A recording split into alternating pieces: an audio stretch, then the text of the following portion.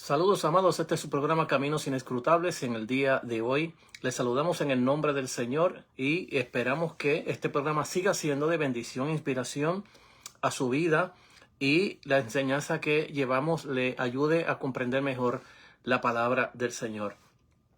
En esta hora, antes de comenzar nosotros este programa, siempre les recordamos que hacemos uso de la oración para encomendar este programa en las manos del Señor por la operación y la obra del Espíritu Santo en nuestras vidas, que sigue operando en nosotros, iluminando nuestras vidas y nuestros corazones para poder entender mejor su santa palabra.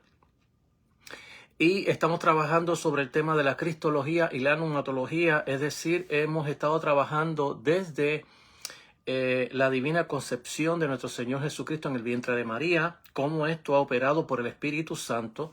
También la primera vez que Jesús sale al público, es decir, cuando se manifiesta al público en el bautismo de Juan el Bautista. Allí vamos a ver también los asuntos pneumatológicos o del Espíritu Santo en la vida de Jesús. Así como luego de ese bautismo, estuvimos mirando también la parte de la tentación, cómo esta se da también por el Espíritu Santo, es llevado al desierto para ser tentado por el diablo. Y una vez que sale del desierto victorioso por la ayuda y el poder del Espíritu Santo, también Jesús ahora va en el poder del Espíritu para hacer milagros y maravillas. Es decir, que toda la vida de Jesús que vamos a encontrar durante su nacimiento hasta su muerte es una acompañada o subordinada al Espíritu Santo. Es la palabra que usamos como expresión de que el Hijo Jesús vino al mundo en subordinación del Padre y del Espíritu Santo. Entonces, vamos a estar mirando en el día de hoy otro evento bien trascendental dentro de la vida de Jesús, que es la transfiguración.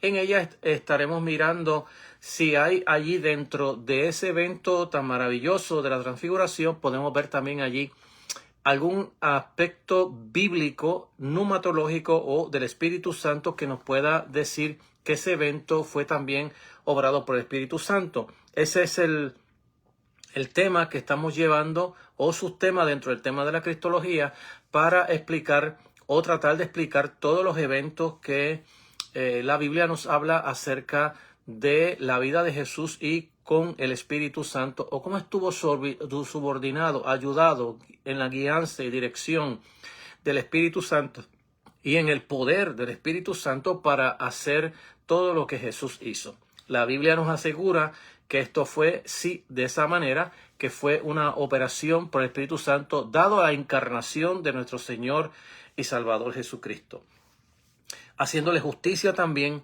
a lo que llamamos la cristología desde arriba y la cristología desde abajo, es decir, dentro de lo que conocemos como la divinidad y la humanidad del Señor, en un balance bíblico justo del texto sagrado. Bien, amados, vamos a orar y le vamos a encomendar este programa en las manos del Señor para que Él tome siempre la dirección de este programa y nos ayude a explicar estos pasajes bíblicos, esta vida de Jesús, y que de alguna manera podamos comprenderla. Padre, gracias te damos por tu amor, bondad y misericordia, y te pedimos que nos guíes, nos ilumines por tu Espíritu Santo para poder entender tu palabra. Ayuda también a aquellos que no conocen la fe para que por medio de esta enseñanza ellos puedan comprender mejor la fe cristiana. En el nombre de Jesús. Amén. Bien, Pedro nos dijo en una ocasión que era necesario que nosotros estuviéramos preparados para dar respuesta a aquellos que nos pedían evidencia de nuestra fe. Y como la fe cristiana no es una fe de supersticiones, ni de mitos ni fábulas, es una fe que está basada en asuntos bíblicos sólidos, pues es mejor siempre que demos una respuesta a aquellas personas que quieren saber de la fe y a aquellas personas que dentro de la fe todavía están inmaduros o quizás no conocen la fe por las causas que sea, puedan aprender un poquito mejor de la fe cristiana. Bien, voy a leer unos versículos de la palabra del Señor en segunda de Pedro, mejor dicho, capítulo 1, verso de 16 en adelante, o hasta, por lo menos voy a leerlo hasta finales del capítulo 1 para poder hablar un poco sobre lo que ocurrió durante el ministerio de Jesús o la vida de Jesús con sus discípulos cuando el Señor Jesús se les transfiguró. Texto sagrado lee de la siguiente manera: la gloria de Dios y bendición de nuestras vidas. Amén. Porque os hemos dado a conocer el poder de la venida de nuestro Señor Jesucristo, no siguiendo fábulas artificiosas, sino porque fuimos testigos oculares de su majestad. Porque al recibir de parte de Dios Padre, honra y gloria, desde la grandiosa gloria le fue dirigida una voz: este es mi Hijo amado, en quien tengo complacencia. Y nosotros oímos esta voz dirigida desde el cielo cuando estábamos con él en el Monte Santo.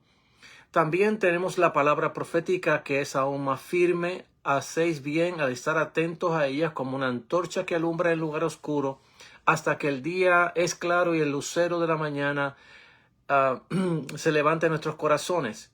Y hay que tener muy en cuenta, antes que nada, que ninguna profecía de la Escritura es de interpretación privada, porque jamás fue traída la profecía por voluntad humana. Al contrario, los hombres hablaron de parte de Dios, siendo inspirados por el Espíritu Santo. El Señor añada bendición a nuestras vidas por medio de su santa y divina palabra. Y nosotros estamos tocando el tema de la cristología, y la pneumatología, es decir, cómo está funcionando estas dos verdades bíblicas. El tema cristología es un tema teológico y el tema también pneumatológico es un tema teológico. El cristológico tiene que ver con la persona de Cristo, su obra, etcétera, etcétera. Y el pneumatológico tiene que ver con la obra del Espíritu Santo, o cómo se entiende el Espíritu Santo desde el Antiguo Testamento hasta el Nuevo Testamento y cómo obró en la persona de Jesús. Es de lo que se trata, de hecho, este tema, para simplificar los temas teológicos e irnos bueno, como decimos en Puerto Rico, hablarlo en arroz y habichuela. Entonces, desde ese aspecto estamos tratando sobre el tema, sobre la vida de Cristo, su vida, quién es Él y qué es lo que ha hecho o cómo fue lo que hizo, sus obras, cómo éstas fueron impactadas o hechas por medio del poder del Espíritu Santo. Tenemos que recordar que en el Antiguo Testamento el Espíritu de Dios, que se conoce desde el libro de Génesis hasta el Nuevo Testamento, hasta los Evangelios, el concepto es un concepto bastante neutral, o como decimos en teología, es un término donde no aparece dentro de esta figura llamada Espíritu de Dios como una persona, pero tampoco es una cosa, un it, como se le llama en inglés. Entonces, dentro del Antiguo Testamento hasta el Nuevo Testamento, especialmente hasta los Evangelios, quiero ser claro, es hasta los Evangelios, el Espíritu Santo se conoce como el Espíritu de Dios, como una extensión. Hay 5 términos desde el Antiguo Testamento de cómo se entiende la persona o la figura del Espíritu Santo como una extensión de Dios mismo en todo el Antiguo Testamento hasta los Evangelios. No es sino después del libro de los Hechos o durante la venida del Espíritu Santo que Jesús había prometido, que el Espíritu Santo va a relucir dentro de las Escrituras como la tercera persona de la Trinidad, o una persona más en la cual tiene emociones, inteligencia, puede tomar decisiones, puede llamar obreros, puede enviar apóstoles, puede castigar. Es decir, que lo vamos a ver con personalidad dentro de lo que es el Nuevo Testamento o del libro de los Hechos en adelante. Si mirando desde este punto de vista las Escrituras y mirando lo que se llama cronológicamente, es decir, que cuando miramos la doctrina del Espíritu de Dios dentro del el Antiguo Testamento, tenemos que mirarla cronológicamente. Porque desde lo contrario, cuando le asignamos cosas que el Espíritu Santo no tiene dentro del Antiguo Testamento, estamos haciendo interpretaciones anacrónicas, es decir, fuera de la cronología. Entonces, una de las cosas que tenemos que tener si queremos ser buenos intérpretes del texto sagrado Es mirar cómo la doctrina de la fe cristiana o de la Biblia misma se va desarrollando, porque hay una revelación progresiva. Y esto significa, cuando se llama progresiva, que se va revelando poco a poco desde el Antiguo Testamento hasta el Nuevo Testamento. Y esta verdad tenemos que tenerla presente en toda interpretación del texto sagrado. De lo contrario, nuestras conclusiones teológicas van a estar bastante erradas, fuera de la verdad bíblica. Entonces, haciéndole justicia al texto, desde este punto de vista estamos hablando. Entonces, vamos a hablar en el día de hoy sobre el espíritu y la transfiguración, o qué relación la Biblia nos dice, si es que nos dice algo, acerca de este otro evento. Acuérdense que estamos tocando los eventos más importantes, por ejemplo, el de la divina concepción de nuestro Señor Jesucristo en el vientre de María, su nacimiento, su bautismo en las aguas, la tentación y las obras poderosas de Cristo, que todas ellas, la Biblia es explícita diciendo a nosotros que estas obras fueron realizadas por la operación del Espíritu Santo en la vida de Jesús, en su concepción, donde el Verbo se hace carne, y su nacimiento y crecimiento, y por lo tanto también cuando comienza su ministerio o va a comenzar su ministerio, donde es designado por Dios y por el Espíritu Santo en el bautismo en el río Jordán por Juan el Bautista, y luego de ahí sale a lo que es la tentación, y esto es también dirigido por el Espíritu Santo. Sale de la tentación y ahora va a hacer las obras poderosas que la Biblia nos narra, milagros, maravillas, resurrecciones, etcétera. Todas ellas la Biblia nos dice, y Jesús mismo testifica con su propia boca, diciéndonos que estas obras son obras hechas por el Espíritu Santo a través de la vida de Jesús, y que esas obras hechas a través de Jesús y por el Espíritu Santo, usando a Jesús, son las obras que testifican, revelan cuál es su ministerio, para qué fue llamado Jesús y de qué se trata su persona. Eso lo vamos a estar tocando dentro del tema que vamos a estar mirando. Luego de terminar este tema de quién es Jesús, es decir, lo que es la ontología, vamos a estar mirando luego lo que es de qué se trata de Jesús y para qué vino. Entonces, vamos a estar mirando, por ejemplo, leímos en el libro de Pedro, segunda de Pedro, en el capítulo 1, del 16 en adelante, de cómo Pedro testifica de lo que ocurrió con él, con Jacobo y con Juan, cuando los tres fueron llevados por Jesús al monte que él le llama el monte santo, por el hecho de que Dios estaba allí. Entonces, este siguiente evento cristológico que nos encontramos ahora es la transfiguración. Cada uno de los evangelistas sinópticos la va a mencionar, va a explicar, unos dejando unos detalles como siempre los sinópticos y otros agarrando otros detalles que el otro deja. En este relato, Marcos nos habla de que Jesús acaba de ser reconocido por Pedro. Es decir, que cuando Pedro narra este asunto de la transfiguración, Marcos está narrando desde el punto de vista cuando Pedro reconoce a Jesús como el Cristo, el Hijo de Dios.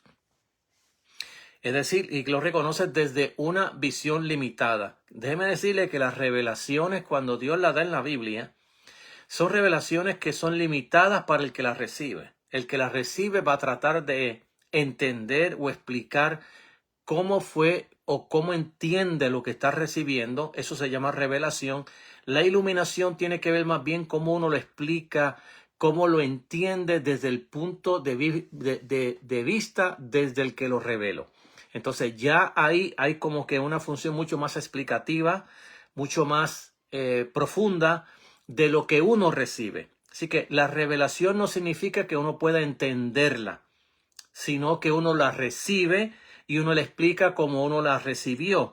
Cuando ya hay iluminación del Espíritu Santo dentro de esa misma verdad, ya uno puede explicarla, y eso lo podemos, hay montones de ejemplos que podemos dar desde el Antiguo Testamento hasta el Nuevo Testamento, de cómo el hombre de Dios, la mujer de Dios que recibe la revelación, cómo éste tiene la capacidad para explicarla o no la tiene. En ocasiones, un caso que podemos hablar claro es el propio caso de Daniel, donde recibe las revelaciones y el Señor le dice, cuando él le pregunta sobre esta verdad, cómo se entiende, el Señor le dice, cierra el libro porque esto es para generaciones mucho más allá de ti y no vale la pena ahora explicarte con luz y detalle. Recibe la revelación, pero no recibe iluminación de la verdad que recibe. Entonces, por otro lado, vamos a encontrar a otros que sí reciben la revelación y a la misma vez reciben la iluminación para poder explicar lo que reciben de parte del Señor.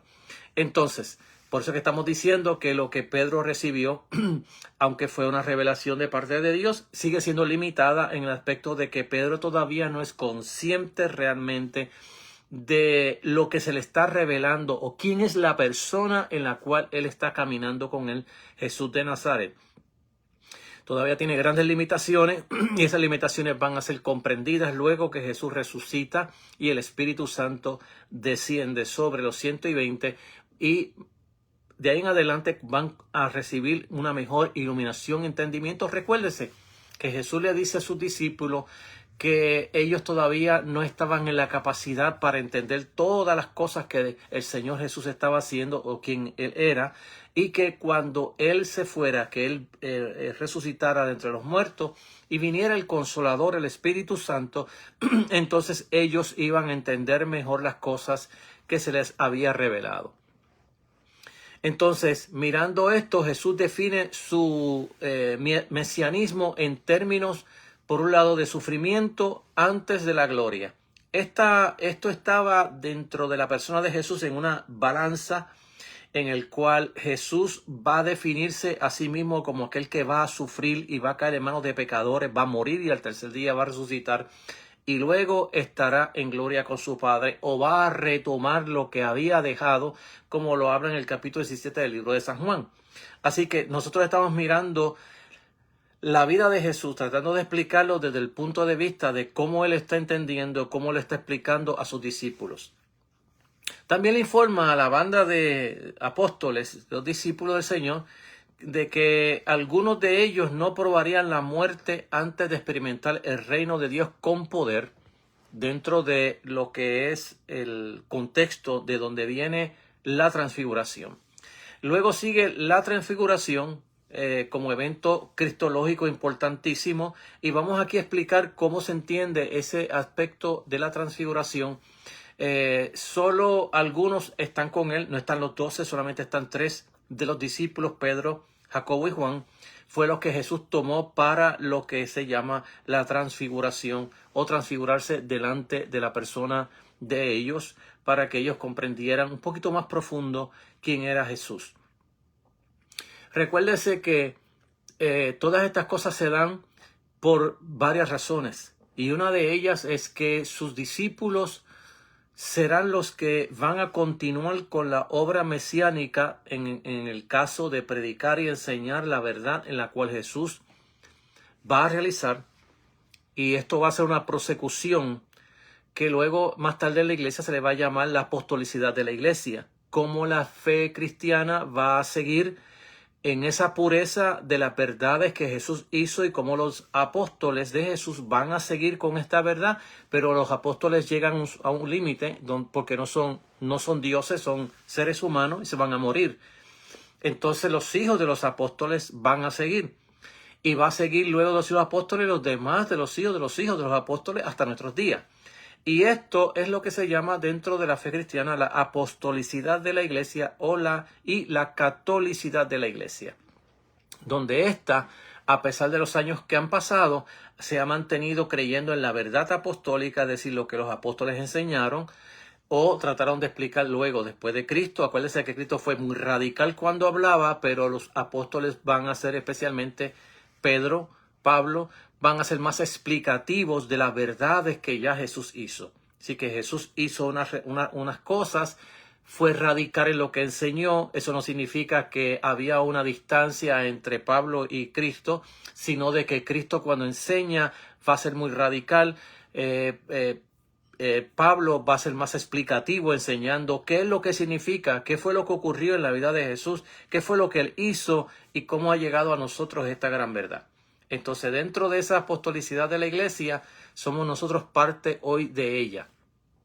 Entonces, se transforma en la montaña o en el monte, se transfiguró ante ellos, y sus vestidos se volvieron, los de Cristo, muy radiantes, dice el texto sagrado, intensamente blanco, como nadie en la tierra podría blanquearlo.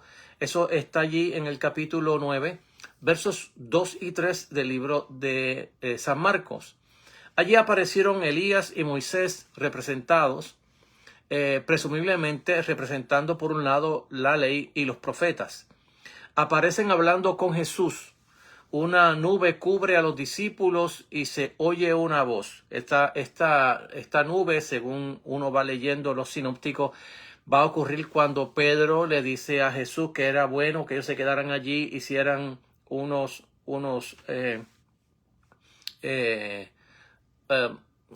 tents, para cada uno de ellos.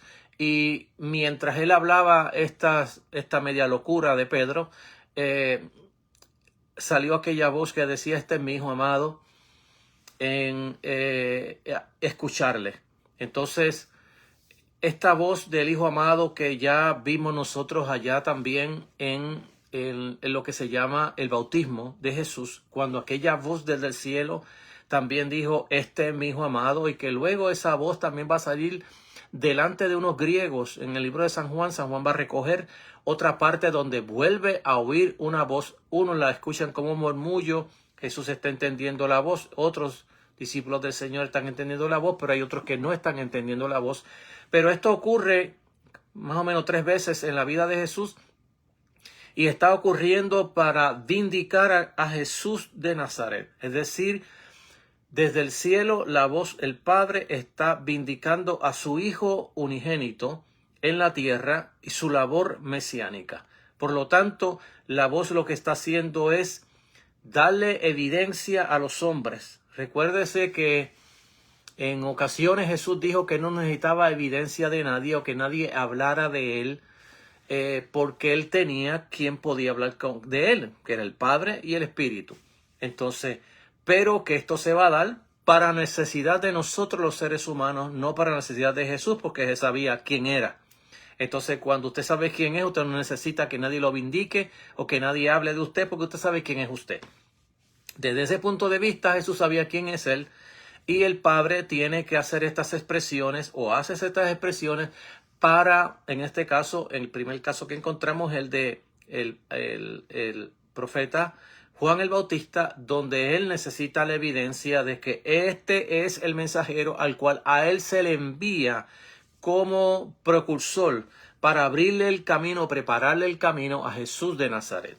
Entonces, él necesita la evidencia, y luego el Espíritu Santo, va en símbolo de paloma, va a descender sobre la vida de Jesús. De ahí en adelante va a entenderse lo que es esta vida de Jesús, esta pneumatología y esta cristología junta. Cómo va a trabajar la vida de Jesús y la persona del Espíritu Santo. Jesús va a trabajar en subordinación de la persona de Jesús de Nazaret.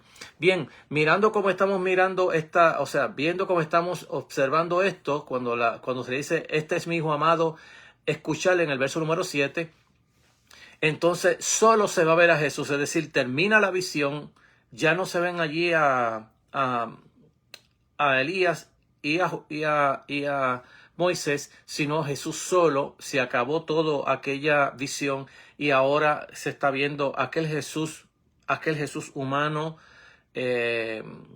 podríamos decir debilucho por su humanidad.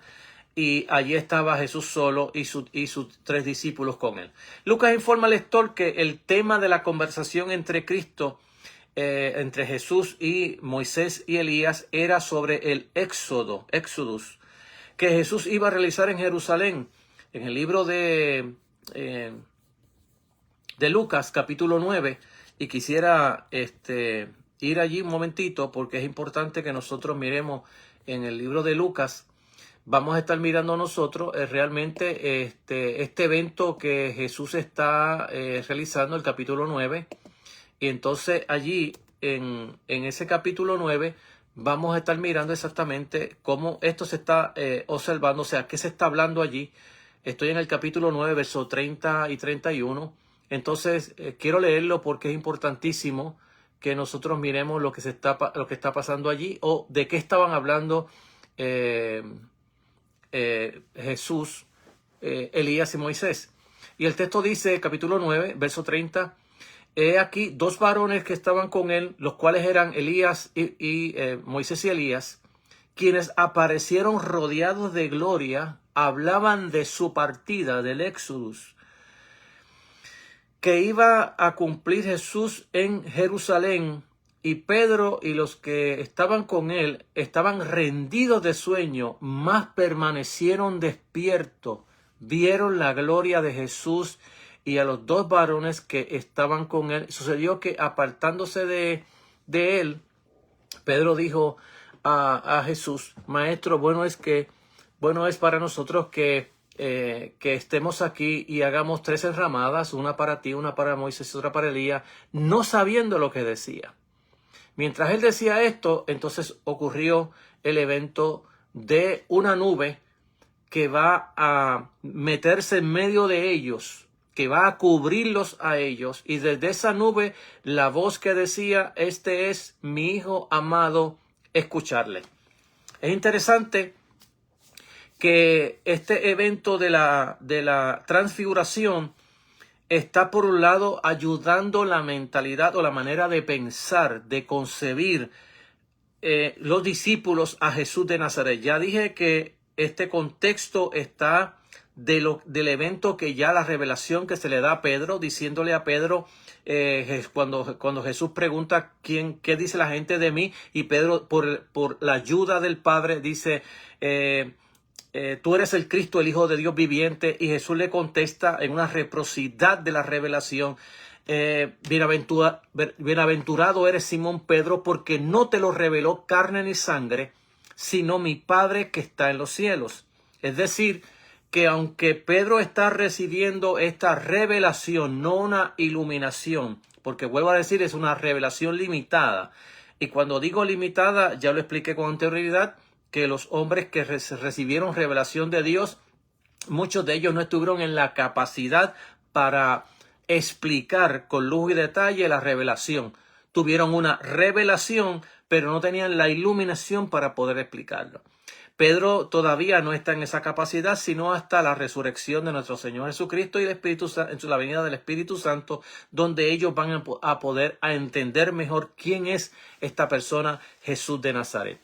Entonces, ante la expresión de Pedro, la nube que los arropa, que los cubre, y la voz del cielo que decía, este es mi hijo amado, escucharle, está dándole fortaleza a los discípulos del Señor dentro de sus convicciones que tenían del judaísmo, porque ellos vienen del judaísmo con unas convicciones, con unas enseñanzas, como las tenemos todos nosotros, malas o buenas. Todos nosotros tenemos enseñanzas teológicas, es decir, que se nos enseñaron desde las escuelas teológicas donde aprendimos, por un lado. Por otro lado, de nuestras tradiciones que venían y van y vienen en nuestras vidas. Y es la formulación que hacemos de la verdad bíblica, aunque lo que estemos pensando no sea realmente la verdad bíblica, sea quizás una parte de la verdad o una ínfima parte de la verdad, y los demás no lo conocemos o nos los enseñaron mal. De la misma manera, los judíos también vienen con unas enseñanzas, vienen con una apocalíptica judía ya de 200 y pico de años antes de Cristo, y que va a durar después también de Cristo, de donde luego va a salir el libro de Apocalipsis. Entonces, si uno quiere leer el libro de Apocalipsis y entenderlo, mi recomendación siempre es léase o entienda mejor la apocalíptica judía, porque el libro de Apocalipsis que luego usted va a encontrarse tiene una gran similitud. La única diferencia que hay, y es la más profunda, es que la apocalíptica judía no son libros inspirados del Espíritu Santo, y el libro de Apocalipsis es un libro inspirado por el Espíritu Santo. Pero las verdades que hay en los libros es lo mismo. Es decir, viene desde un género literario apocalíptico, donde uno tiene que entender ese género apocalíptico, porque de lo contrario, cuando leemos el libro de Apocalipsis, lo que hacemos es realmente hacer una un reguero con ese libro y lo que hacemos es hacer enseñanzas que el texto no tiene. Entonces, desde ese punto de vista, esta es mi humilde consejo para aquellos que quieren entender el libro de Apocalipsis, porque de lo contrario, vuelvo a repetir, lo que vamos a tener de él es una mezcolanza que no tiene sentido y no es lo que el texto bíblico nos quiere traer. Entonces, dentro de esta verdad estamos mirando cómo se están dando estos eventos, cómo representa Elías y Moisés tanto en esta transfiguración o en esta visión. ¿Qué representan ellos? Representan a la ley y los profetas. Y lo que el texto va a recoger es exactamente, por un lado, es cuán grande es la persona que está con Moisés, que representa la ley, y a los profetas ante la persona de Jesús de Nazaret. Y esto es para el entendimiento de los discípulos. Acuérdense que Jesús le va a prohibir a los discípulos que ellos expresen lo que vieron en el monte hasta que Él haya resucitado de entre los muertos. Entonces es interesante mirar cuál fue el propósito de la visión. El propósito de la visión tiene que ver exactamente con sus discípulos. La necesidad que ellos tienen de comprender quién es la persona de Jesús. Por un lado, el Padre, anteriormente a este evento, le va a decir a Pedro, tú eres el Cristo, el Hijo de Dios viviente. Ahora vuelve Dios a revelarse en la visión, en la voz, en la nube, es decir, la presencia de Dios en la nube, la voz de Dios que va a decir, este es mi Hijo amado, escucharle.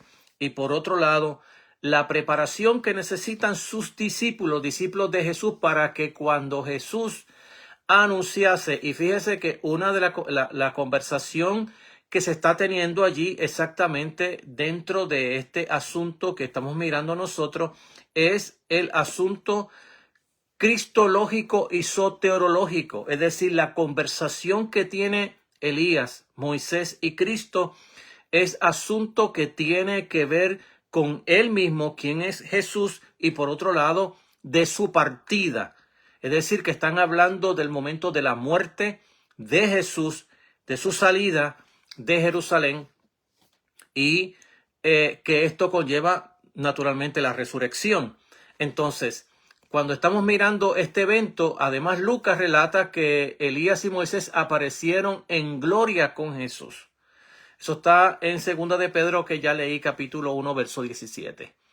Entonces, la importancia teológica que tiene, ya déjeme explicarle la que iba, que es la de la maduración o la ayuda que necesitaban Pedro y los demás apóstoles del Señor sobre la persona de Jesús. Ellos vienen con una enseñanza sobre la persona de Jesús. Los judíos, para el tiempo de Jesús, ya cuando Jesús aparece, tenían varias maneras de expresar la teología que ellos creían.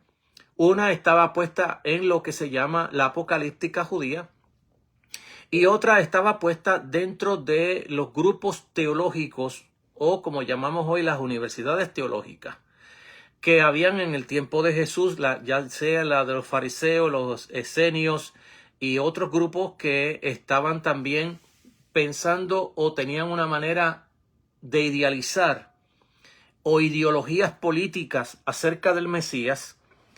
La apocalíptica, que tenía otras ideas, porque tenía varias, no tenía solamente una, acerca del libertador que Dios iba a enviar, o aquella persona que por el poder de Dios iba a enviar desde el cielo para destruir el poder de Satanás y comenzar lo que se llamaba terminar con la vieja era y comenzar la nueva era. Entonces, desde ese punto de vista, la apocalíptica tenía esas dimensiones. Por un lado, este mensajero de Dios que iba a destruir la era presente, y que iba a instalar la era venidera, y que casi todos estos grupos, bueno, había este grupo que desde el cielo pensaban de una manera catastrófica. Iba a venir Dios desde el cielo a destruir a los enemigos y a libertar a Israel. Por otro lado, los judíos más ortodoxos estaban pensando en caballos, guerra y la destrucción de los imperios dominantes de Israel por medio del Mesías. Todas las enseñanzas estaban equivocadas, todas. Y los pensamientos de los discípulos acerca de quién es la persona de Jesús también estaba equivocada. Ellos estaban todavía en una falta de maduración acerca de la persona de Jesús, y se va a dar este evento de la transfiguración. Entonces, ya explicando de la necesidad que tienen los propios discípulos de Jesús de entender quién es esta persona y para qué ha venido. Entonces, hay otras importancias teológicas en estos relatos dramáticos, y es la primera, cristológica, y la segunda es soterológica. Cristológica tiene que ver con la persona de Jesús. La soterológica tiene que ver con el tema salvífico o el libertador. ¿A qué viene Jesús? Entonces, Jesús se sitúa en un nivel distinto, de hecho, en esta visión de quién es Moisés y de quién es Elías. Él es el Hijo. Elías representa los profetas y Moisés representa la ley. Y allí estaba el Hijo. Entonces, allí es la voz que dice: este es mi Hijo amado en el cual yo tengo contentamiento. Y esta relación divina entre el Padre y el Hijo es lo que hace que Jesús sea más grande para los apóstoles en ese momento donde están recibiendo la revelación, que el propio Moisés, que era la figura más grande en Israel, no solamente el más grande, sino el ideal. De hecho, cuando la Biblia profetizaba la venida de Jesús como un profeta, la estaba poniendo al nivel de la vida, la posición que tenía Moisés.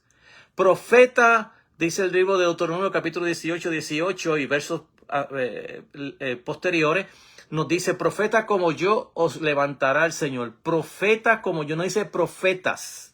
Dice: profeta como yo os levantará. Luego en el libro de los Hechos, en el capítulo 3, ya Pedro está explicando quién es ese profeta, hablando de Jesús de Nazaret, profeta como yo.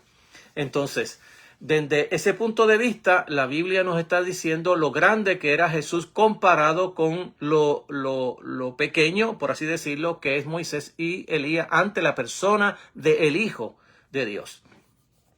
Entonces, vuelvo a repetir que de los temas que están hablando es exactamente de eso, sobre la cristología y la soterología.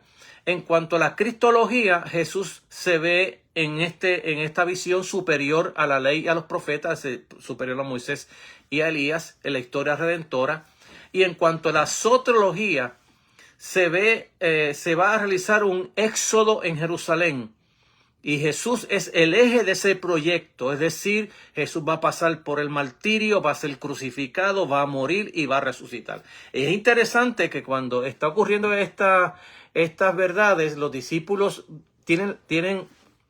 están viendo la visión, terminan de ver la visión, y luego Jesús, cuando termina la visión, le dice a ellos que no cuenten a nadie nada de lo ocurrido en esta visión hasta que el Hijo del Hombre resucite entre los muertos. Y ellos se preguntan si ellos estaban en la capacidad para poder responder a los que le pregunten después de la resurrección de Jesús, porque ellos estaban pensando si ellos tenían la capacidad para ello, porque no entendían tampoco la resurrección de los muertos, en este caso la resurrección de Jesús. Es interesante que nosotros nos demos cuenta en algo.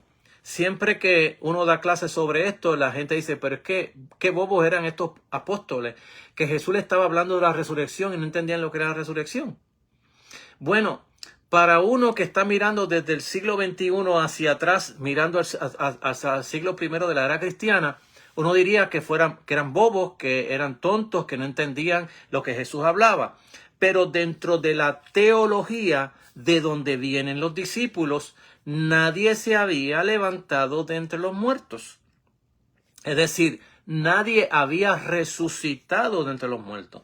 Todos los eventos de resurrección que se encuentran en la Biblia, especialmente en los evangelios, son eventos de levantarse de los muertos. La resurrección es otra verdad dentro de levantarse de los muertos, pero muy distinta. Porque levantarse de los muertos para los discípulos, en primer lugar, que eso era un evento para el escatón, para el último día. es decir, el último día donde todos iban a resucitar de entre los muertos. No había en la mentalidad de los judíos del segundo templo una mente que dijera que va a haber una resurrección primero de Jesús y que luego iba a haber una resurrección de los santos. Eso no existía dentro de la mente teológica del tiempo de los judíos del segundo templo, es decir, del tiempo donde vivía Jesús y los apóstoles.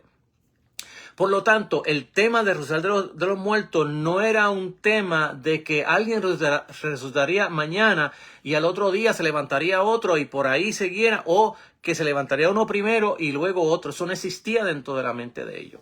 Por lo tanto, era justo de ellos pensar cuando Jesús le dice, no digan estas cosas a nadie hasta que el Hijo del Hombre resucite de los muertos. Ellos estaban en su realidad de pensar si nosotros estaríamos en capacidad para cuando Él resucite entre los muertos, porque no entendían lo que era la resurrección, especialmente de alguien fuera del tiempo del escatón.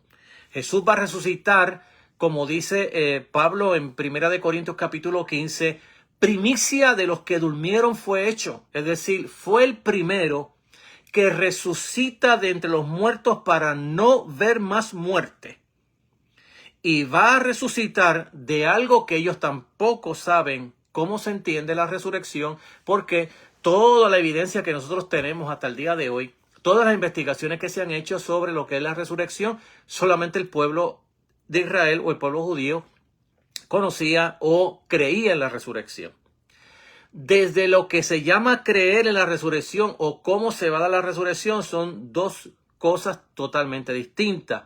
Y vamos a encontrar en las evidencias que tenemos nosotros sobre los asuntos de la resurrección, donde si Dios comenzaba con los huesos o si Dios comenzaba con algo o Dios comenzaba de la nada. Y nadie entra dentro de esa dinámica de pensar a menos que ya cree en la resurrección. Sí creían en la resurrección, pero la resurrección era para el escatón, para el último día. Por otro lado, ¿cómo Dios lo haría? Tampoco estaba en la mentalidad de ellos. Y todas esas preguntas las tenemos nosotros desde el siglo I de la era cristiana, donde ya tenían esas conversaciones. En el caso de Jesús, ellos tampoco van a entender esa resurrección hasta que Jesús resucita, Jesús se les aparece y todas esas cosas van alimentando su entendimiento y ayudándole a comprender la verdad de quién es esta persona llamada Jesús de Nazaret. De eso se trataba, de lo que estaba hablando Elías, Moisés y Jesús en la transfiguración. Entonces, estamos aquí dentro de ese tema en cuanto... ya dije que de la cristología Jesús se revela superior a Elías y a Moisés, o la ley y los profetas. En cuanto a la soterología, es sobre el evento que va a ocurrir.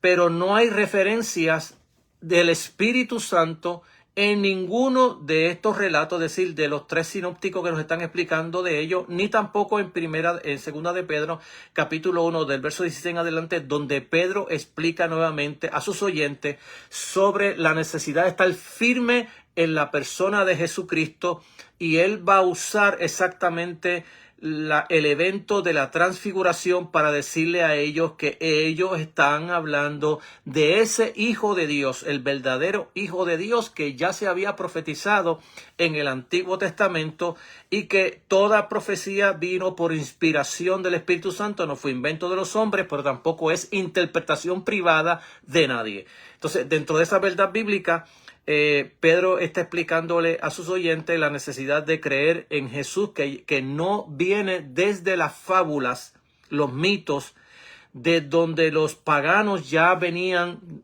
todos sabemos ya de los escritos que tenemos de la Ilíada, la Odisea, de los dioses del Olimpo, de los dioses que quieren ser humanos, que quieren estar entre los asuntos de los hombres, las concupiscencias de los hombres, y cómo cómo los dioses se van a humanizar, es decir, van tomando cuerpo humano, mientras más se van haciendo humanos, más debiluchos, impotentes, incapaces se convierten los dioses en estos escritos de Homero.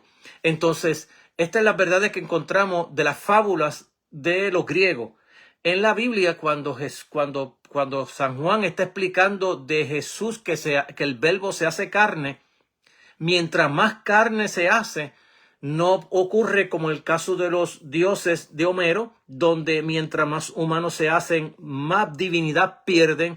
En el caso de Jesús es que nos dice el texto, y aquel verbo se hizo carne y habitó entre nosotros, y vimos su gloria, gloria como la del unigénito del Padre, lleno de gracia y de verdad. Es decir, que que se humana, que se hace verdadero hombre, no pierde divinidad, ni pierde poder, porque vimos su gloria, gloria como la del unigénito del Padre, lleno de gracia y de verdad, que no ocurre dentro de la mentalidad pagana, de supersticiones, de mitos y fábulas, lo que ocurría en la vida de Jesús. Y Pedro está recogiendo eso en su segunda carta, capítulo 1, verso 16 en adelante, para explicar que ellos están fundados en esta visión de la majestad de Cristo, pero por otro lado, en las sagradas escrituras que hablaban acerca de esa persona. La evidencia era, allí estuvimos nosotros en el monte de la transfiguración.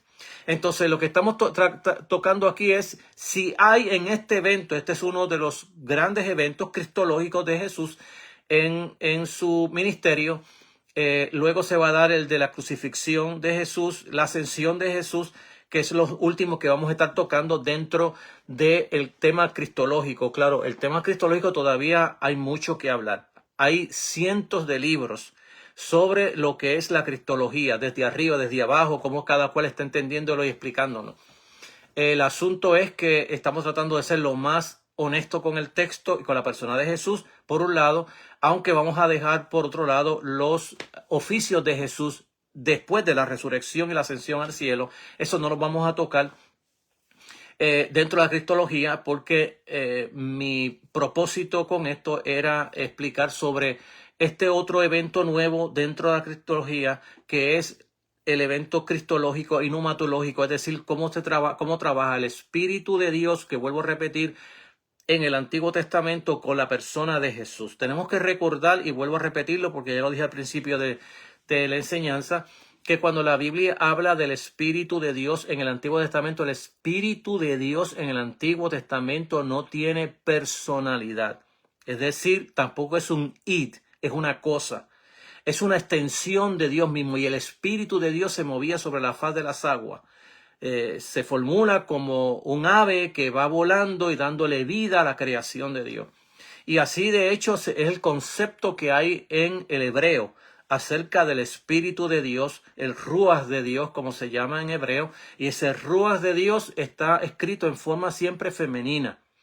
Entonces, esa es la verdad que encontramos nosotros en el texto sagrado, en el original hebreo. Todo el original hebreo y todos los versos que hay unos 200 y pico de verbos, 270 y pico, si mi mente no me falla, sobre el Espíritu de Dios en el Antiguo Testamento, y todos ellos están con falta de personalidad. Porque el Espíritu de Dios en el Antiguo Testamento se entiende como una extensión de Dios mismo. Por eso es que cuando Jesús habla con sus discípulos acerca de echar fuera demonios y lo que es la blasfemia contra el Espíritu Santo, Jesús mismo dice, Dios no se divide. Es decir, Dios no está dividido. Es Dios mismo operando por el Espíritu de Dios. Y claro, en la vida de Jesús se va a ver el Espíritu Santo en el símbolo de la paloma, y cómo de ahí en adelante el Espíritu de Dios y Jesús van a estar trabajando unidos juntos dentro de su humanidad para todo lo que hemos hablado desde su divina concepción, su nacimiento, su bautismo en el Jordán, la tentación, y luego todas las obras de Dios que la Biblia habla, de todas las obras de Jesús, que fueron todas hechas por el Espíritu de Dios a través de la persona de Jesús. Y de eso hay evidencia, no solamente en las cartas, en los libros de los Hechos, sino del propio Jesús, que dice, si yo por el Espíritu de Dios echo fuera demonio, el reino de Dios ya ha llegado a vosotros. Es decir, que Jesús está consciente que el Espíritu ha venido sobre él sin medida, y que esta evidencia del Espíritu está confirmando las profecías que se hablaba de aquel que venía en el Espíritu de Dios y que venía a echar hacia atrás la era pasada, con la era venidera que va a establecer. Entonces, dentro de esa verdad estamos hablando del Espíritu Santo. Eso lo explicaré más tarde cuando comience a hablar sobre para qué vino Jesús, de qué se trata Jesús y para qué vino. Entonces, estamos hablando sobre este evento, si este evento de la transfiguración tiene algún evento numatológico, por lo que se ve en el texto bíblico y todo lo que encontramos en las evidencias de los tres evangelios sinópticos y en el libro de Pedro, no hay ninguna evidencia que diga algo del Espíritu Santo en este evento trascendental de la vida de Jesús. Entonces, si se trata de una transformación anticipada de Jesús, de la gloria que vendrá en su resurrección, tampoco es necesario acentuar este relato dentro de la transfiguración con cualquiera de las explicaciones que estemos dando.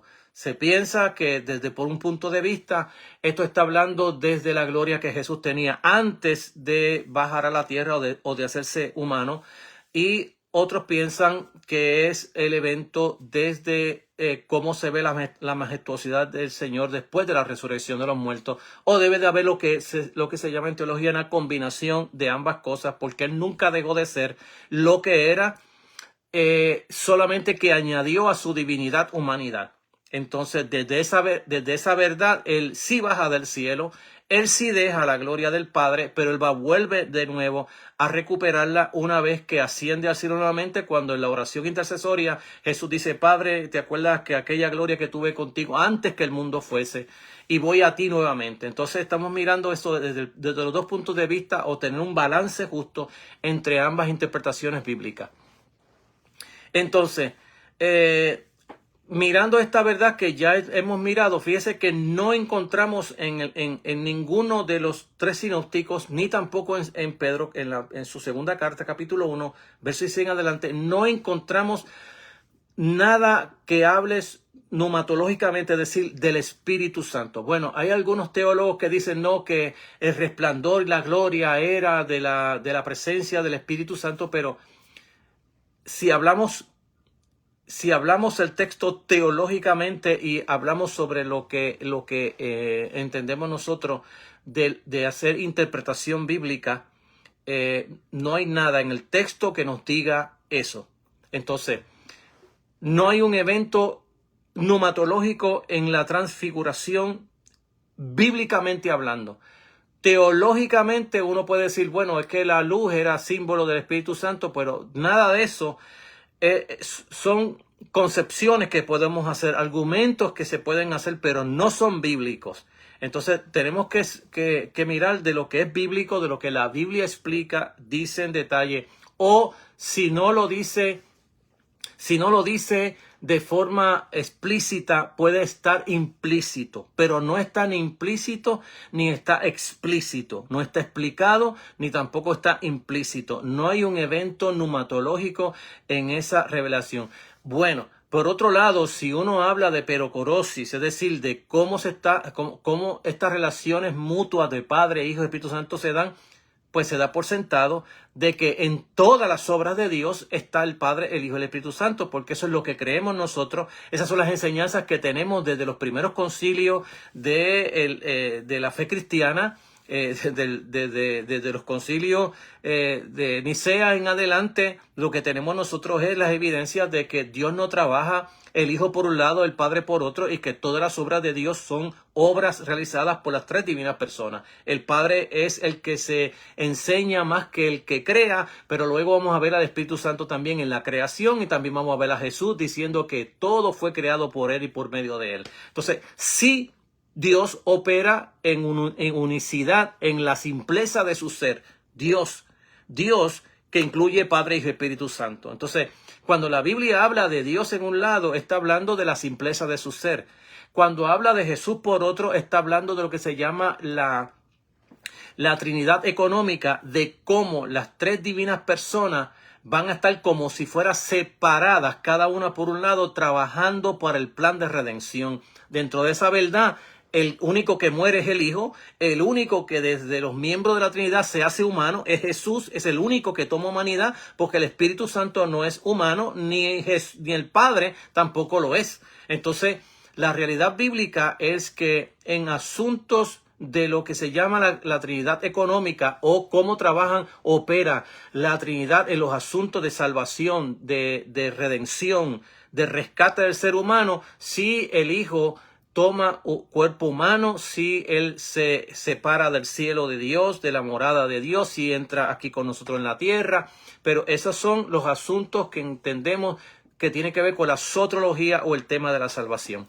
Entonces, pero dentro de esta verdad que hemos estado tocando, es interesante que todo lo que hay allí es cristológico y es exactamente soteriológico. Tiene que ver exactamente con quién es Jesús, su persona, a qué vino a realizar, que es la soteriología, que Él vino a traer salvación, y estaba hablando Moisés y Elías sobre su salida, su éxodo, de cómo Él iba a morir y cómo Él iba a salir de la tierra y volver nuevamente a su Padre. Esto es interesante, esto es maravilloso para la mente, especialmente de los apóstoles que necesitaban fortaleza y guianza. Vuelvo a repetirle, un Cristo crucificado no caía dentro de la mentalidad de un judío del segundo templo. Eso es imposible. Un Cristo es un conquistador, un vencedor, uno que vence, uno que trae tras sí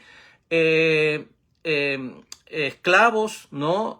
Atados, y que los va a llevar en procesión por la ciudad y que todo el mundo va a alabarlo. Pero un Cristo crucificado es hablar de hielo frito, es hablar de algo que no tiene comparación en el texto sagrado.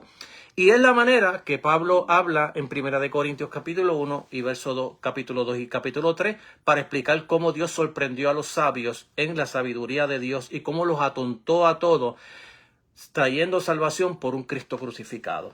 Entonces, la realidad para los apóstoles de que Jesús dijera: yo voy a ser entregado, voy a caer en manos de los pecadores, me van a matar, me van a crucificar y al tercer día voy a resucitar, era hablarle de algo que era completamente absurdo dentro de su teología bíblica. Pero para Dios, aquellas cosas que son débiles, Pablo lo llama, que para Dios son las fortalezas de Dios. Es decir, que para la locura de Dios, es decir, que Dios salvara al hombre por un Cristo crucificado, no estaba dentro de la mentalidad de ningún ser humano, de ningún sabio de este mundo, y así fue como Dios sorprendió a los sabios en su sabiduría. Entonces, estamos aquí, vamos a cerrar ya sobre el evento. El próximo evento que vamos a tocar es el Espíritu y la cruz.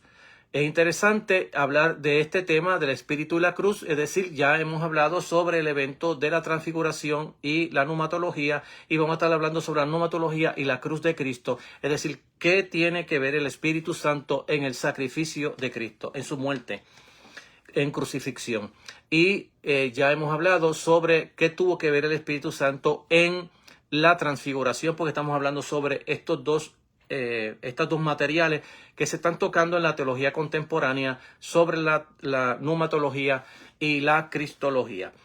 Así que, amados, oramos y le damos gracias al Señor. Esperamos que ya para el próximo lunes yo esté sin ninguna traba, sin ninguna situación, para poder seguir con este tema. Y una vez que terminemos con este tema de la cristología y la pneumatología, entonces comenzaremos con un tema nuevo, que es un tema que me va a durar bastante tiempo, quizás 1 o 2 años, pero es un tema que necesito darlo porque como no es parte del currículo de la universidad, pero es esencial para la verdad que nosotros predicamos, yo voy a enseñarlo y voy a llevar este tema con lujo y detalle, explicando toda la vida de Jesús, sus parábolas, de qué se trata Él y para qué vino.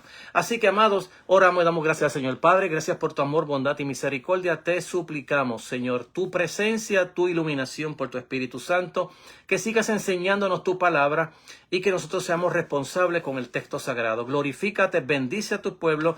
Aquellos que no te conocen, Señor, permite que este programa les traiga la iluminación de tu Espíritu Santo y les ayude a entender quién es Jesús y qué es la fe cristiana de la cual nosotros predicamos.